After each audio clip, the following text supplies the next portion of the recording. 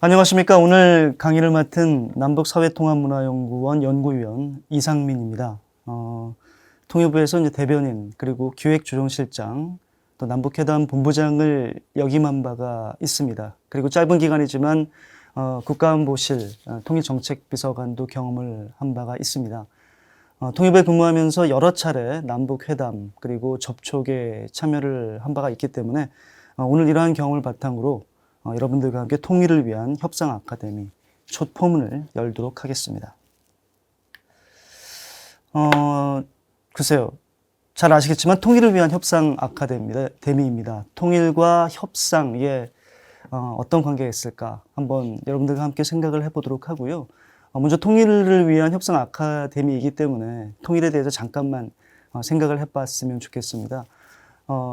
지금 화면에 띄어져 있는 그 내용은 제가 존경하는 유익 전 통일부 장관의 그 통일에 관한 글귀 중에 하나입니다. 제가 한번 읽어보도록 하겠습니다. 지금처럼 나라가 적대적으로 분단되어 있는 한 앞으로도 한국인들은 정치적 후진성과 그로 인한 고통에서 벗어날 수 없을 것이다. 자유를 온전히 확보하고 나라의 독립을 완성하기 위하여 그리고 선진국으로 발전하기 위해서는 반드시 그리고 조속히 나라를 통일해야 한다고 믿는다. 뭐 다 아시겠지만 저희 나라처럼 이렇게 주변이 이렇게 역사적으로 강대국에 이렇게 들러싸여져 있는 나라가 없습니다. 뭐 세계 1, 2, 3, 4위라고 할 수 있겠죠. 군사력을 최우선으로 본다면 미국이나 중국, 러시아, 또 경제력까지 포함한 일본, 다 강대국으로 둘러싸여져 있기 때문에 사실 이렇게 분단이 계속되어 있는 한 갈등과 또 소모적인 논쟁 피할 수 없다라고 생각이 되어집니다. 그리고 남과 북이 뭐 평화공존에서 또 좋은 관계를 계속 유지해서 이런 어떤 평화와 번영을 유지하면 좋겠지만 저희가 가지고 있는 지정학적 위치 때문에 주변 강대국의 어떤 국가 이익에 따라서 그들의 어떤 전략적 이해관계에 따라서 그러한 것이 언제든지 방해될 수 있는 것이고 그것이 이번 분단 지금 78년째인데요. 1945년 해방을 기준으로 한다면 그런 어떤 갈등과 또 전쟁의 위험, 분쟁 이런 것들을 저희가 계속해서 이제 경험한 바가 있습니다. 그래서 통일 여기 언급하고 있는 것처럼 자유를 온전히 확보하고 나라의 독립을 완성하기 위해서 그리고 선진국으로 발전하기 위해서는 저는 통일이 반드시 필요하다 이렇게 생각을 하고 있습니다. 공감하시나요? 자, 그러면 통일이라면 필요한 조건들은 뭘까 한번 생각을 해봤으면 좋겠습니다. 첫 번째로 합당한 리더십이라고 할 수 있겠죠. 지금 화면에 나와 있는 그 큰 따옴표 들어보신 적이 있으신지요? 역사 속을 지나가는 신의 옷자락을 놓치지 않고 잡는 것이 정치가의 책무이다. 누가 한 얘기일까요? 네, 비스마르크가 얘기한 어구입니다. 독일 통일 처음으로 달성한 비스마르크가 얘기한 것인데요. 결국 여기 얘기하고 있는 것처럼 역사 속을 지나가는 어떤 기회를 놓치지 않고 잡는 능력. 그러려면 얼마나 그 정세에 민감하고 또 지혜가 있어야 되겠습니까? 그러한 정치가의 리더십이 굉장히 통일에 필요한 거라고 할 수가 있겠습니다. 예를 들어서 독일 통일 당시에 소독의 총리가 콜 총리였는데요. 당시 지금도 뭐 논란이 되고 있습니다만 가장 논란이 됐던 정책이 화폐 개혁 정책이었습니다. 소독의 마르크와 동독의 마르크가 시장에서는 3대1 정도 공식적으로 이렇게 환율이 구성되어져 조용히 이루어져 있었는데 실제로 암시장에서는 한 16대1 정도 그렇게 되어 있었다라고 얘기합니다. 콜 총리가 화폐 개혁을 동독 마르크와 서독 마르크를 이런 상황에도 불구하고 1대1로 만들었죠. 콜 총리의 생각은 어쨌든 뭐 통일이라는 것이 동독 주민들에게 혜택을 줘야 되고 통일을 통해서 동독 주민들이 뭔가 좀 체감을 할 수 있는 것들이 필요하기 때문에 여러 가지 부작용이 예견됨에도 불구하고 또 반대에도 불구하고 어떻게 보면 경제적 합리성을 넘어선 정치적 합리적인 결정이라고 할까요? 정무적인 결정이라고 할까요? 그런 결단을 내렸습니다.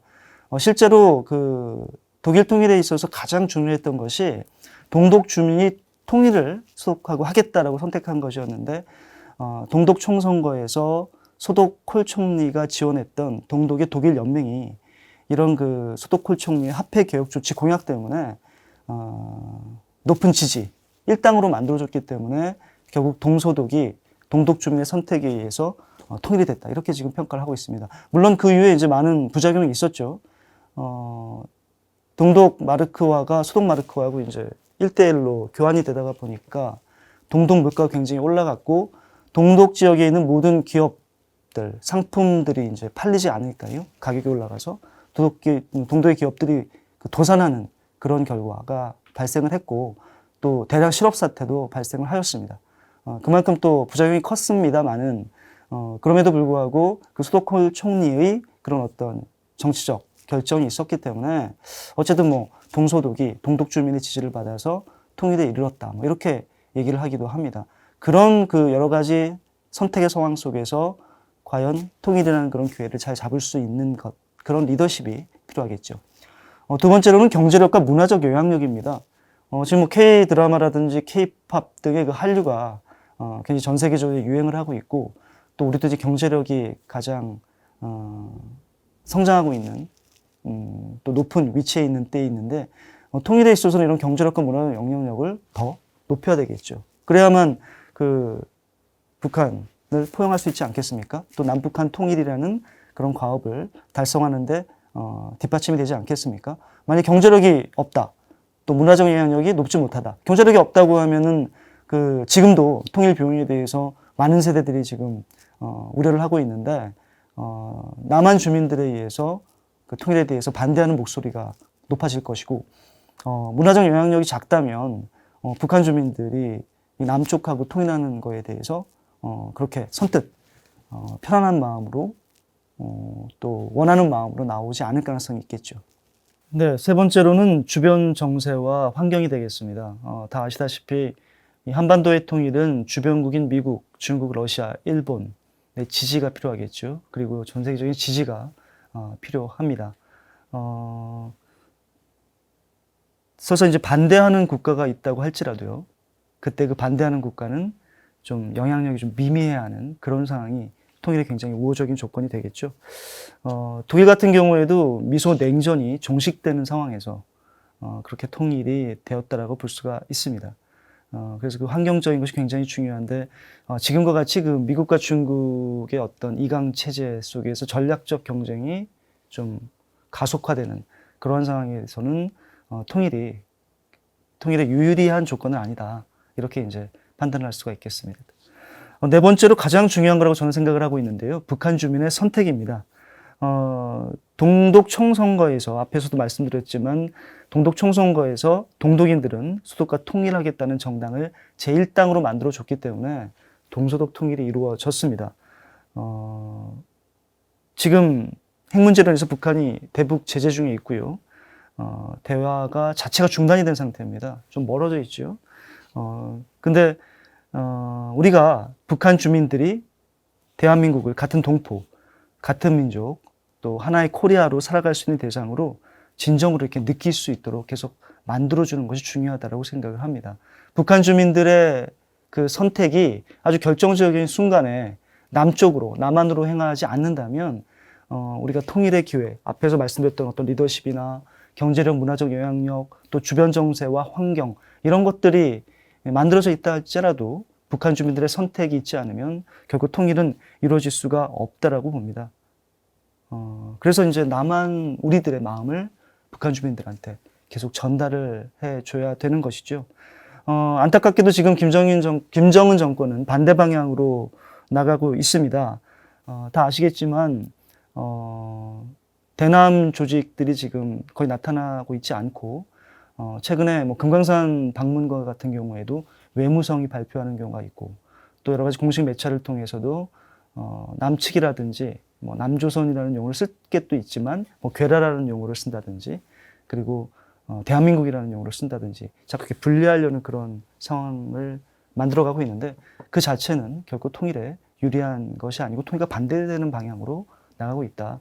그래서 이에 대해서 우리가 이제 오히려 남한 주민들의 마음을 북한 주민들에게 보여주고 결정적인 순간에 북한 주민들이 남한을 선택할 수 있는 그런 상황으로 나아가야 된다.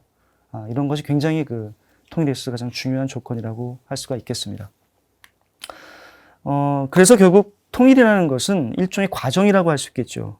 그리고 이러한 과정에서 가장 중요한 수단 중에 하나가 바로 협상, 대화라고 할 수가 있겠습니다. 보수든 진보든 역대 정부의 그 일관된 대북 정책의 목표는 남북관계 발전을 통한 한반도 평화 정책과 국내외 통일 기반 조성이다라고 할 수가 있겠습니다. 그리고 통일에 이르는 이러한 과정은 통일 기반 조성을 통해서 통일에 이를 때 이 모든 과정은 바로 협상의 과정이고 대화의 과정이라고 할 수가 있습니다. 힘이나 무력 이런 것들은 우리가 원하지도 않고 또 힘, 무력에 의한 통일은 바람직하지도 않을 뿐만 아니라 현실적으로 맞지 않다라고 볼 수가 있을 것입니다. 결국 이제 이러한 목표를 이루는 데 있어서 가장 중요한 것, 지금은 이제 북한 비핵화 문제가 굉장히 중요한 이슈고 우선적인 이슈이기 때문에 때로는 정책적으로 압박을 북한한테 해야 되지만 또 대화와 교류 협력을 통해서 이런 어떤 목표를 달성하는 것, 이것들이 이제 병행되어야 되는 그런 상황이라고 볼 수가 있겠습니다. 이번 정부, 우리 정부의 그 담대한 구상도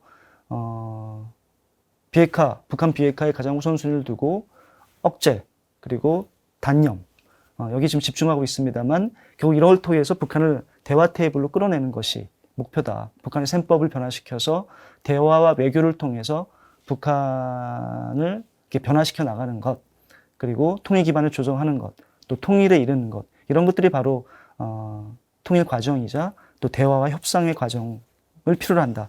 이렇게 말씀드릴 수가 있겠습니다. 특히 그 당국 간의 협상은 좀 특징이 있는데 그것은 구속력이 매우 강하다라는 것입니다. 그 협상 당사자와 관련 조직뿐만 아니라 정부 국민 전체에게 그 협상의 결과들이 영향을 미칠 수가 있겠죠.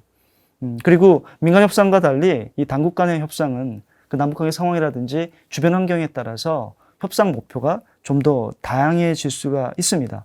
어떻게 보면 협상 목표 속에 어느 경우에는 협상을 이렇게 결렬시키는 것, 협상을 지연시키는 것도 협상의 목표가 될 수가 있겠고요. 또 탐색적 대화라고 해서 상대방의 어떤 입장만을 확인해도 협상의 목표를 달성한다고 해서 그걸 목표로 삼는 경우도 있고, 어떤 경우에는 그 반드시 합의 문안을 체결해야 된다. 합의서 체결, 작성을 또 협상의 목표로 삼을 수도 있기 때문에 그때그때 상황에 따라서 또 환경에 따라서 협상 목표가 다양할 수 있다. 이렇게 말씀을 드릴 수가 있겠습니다. 협상은 또 상대방을 파악하는 기회이기도 합니다. 그래서 또 통일을 위해서는 자주 만나고 협상을 통해 서로 알아가는 것이 필요하고 또 적응하는 것이 필수적인 과정이라고 할 수가 있겠습니다. 통일은 정부만 할 수 있는 것이 아닙니다. 아니, 어떻게 보면 정부가 할 수 없는 것이기도 합니다. 민간의 어떤 일관된 어떤 입장, 그것을 통해 가지고 북한 주민들한테 영향을 계속 미치는 것들이 필요하겠고, 또 우리뿐만 아니라 또 다른 나라, 또 외국, 이 모든 것들이 이제 다 정세 변화나 앞에서 통일에 관한 어떤 조건에 대해서 말씀드렸던 것처럼 그 여러 가지 것들이 작용을 하고 있기 때문에 정부만 할 수 있는 것도 아니고요. 지금 여러분들이 어떻게 보면 통일의 어떤 있어서 중요한 역할을 대화를 통해서 협상을 통해서 또 북한 주민과의 만남을 통해서 영향을 미칠 수 있다라고 생각이 되어집니다. 그럼 왜 당국 간 협상에 대해서 우리가 이 시간 알아봐야 되는 것일까요? 통일에 대한 과정 가운데에서 북한 주민들을 만나기도 하고 북한의 사람들을 많이 북한 당국자들도 만날 수 있는 기회가 있을 텐데 일단 북한을 잘 아는 게 중요하겠죠. 지금까지 남북 간의 어떤 만남을 통해서, 당국 간의 만남을 통해서 북한이 어떤 태도를 취했는지 이런 역사를 갖다 인식을 하고, 또 그때 당시에도 당국 간의 만남을 통해서 얘기됐던 것과 우리 민간 차원에서 만났던 것들이 막 얘기가 다르고 차원이 다르다라고 얘기하면 얼마나 북한 주민들이 이해를 못하겠어요. 그래서 이 모든 것들을 좀 역사를 개관을 하고 협상에 대한 또 북한 사람들과의 어떤 만남을 통한 여러 가지 결과에 대한 것들을 인식을 하고 통일의 어떤 과정에서 우리가 북한 주민들을 만났을 때, 그리고 대화하고 접촉할 때 좀 더 북한 주민들이 우리를 신뢰하게 되고, 또 우리도 북한 주민들과 어떤 계속적인 대화와 접촉을 통해서 서로를 잘 파악을 하고 또 통일을 함께 준비해 나가는 그런 어떤 실질적인 어떤 통일 준비의 그런 어떤 과정으로서 이런 남북 당국 간의 그 대화와 협상의 그 역사를 알고, 또 그 과정 가운데에서 북한 사람들의 행태, 그리고 겉으로 보이는 것과 또 이면적으로 우리가 좀 파악해야 할 것들을 일을 한다면 뭐 통일 과정 가운데에서 앞으로 여러분들이 북한 주민들과 접촉하고 이야기하게 될 때 오히려 통일에 기여하게 되는 그런 역할을 하실 수 있다라고 생각이 되어집니다.